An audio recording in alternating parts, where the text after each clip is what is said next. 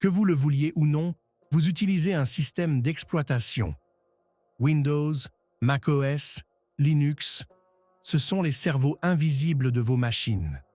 Mais ils sont loin d'être pareils. Certains sont ouverts, d'autres fermés.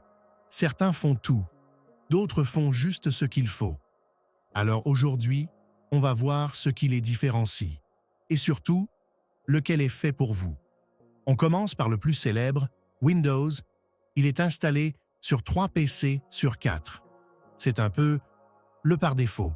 Il sait tout faire, bosser, jouer, faire planter une imprimante. Il est compatible avec presque tout. Mais il traîne aussi une réputation, celle d'être parfois capricieux. Les mises à jour qui redémarrent sans prévenir, les écrans bleus surprise, mais quand il marche, il marche.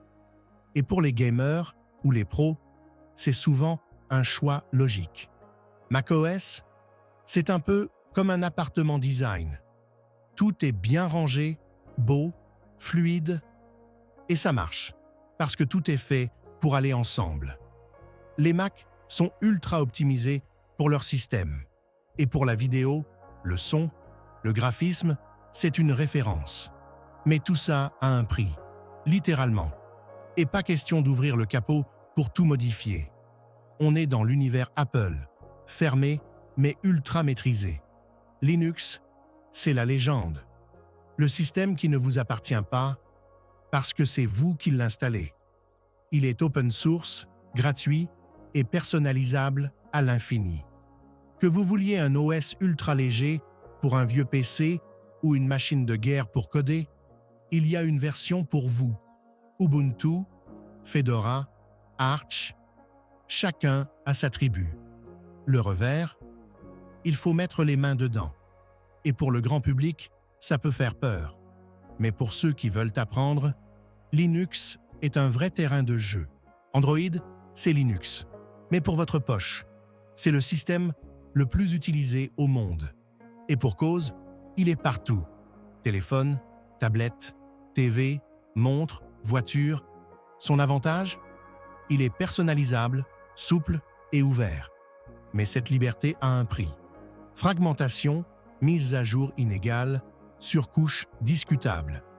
Avec Android, vous avez le choix. Parfois trop. iOS, c'est l'opposé.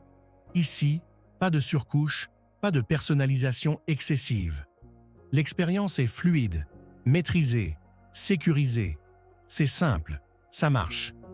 Mais tout est verrouillé. Pas de bidouillage, pas de sideloading sans galère et des règles strictes.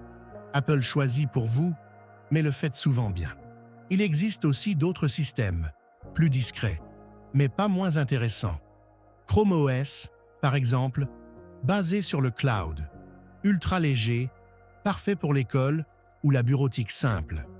SteamOS, pensé pour les gamers avec l'arrivée du Steam Deck. Tails OS, un système jetable, axé vie privée, idéal pour l'anonymat. Et Harmony OS de Huawei, qui cherche à devenir le champion local en Chine. Bref, l'univers des OS est plus large qu'on ne le croit. Alors, lequel choisir? Tout dépend de ce que vous cherchez.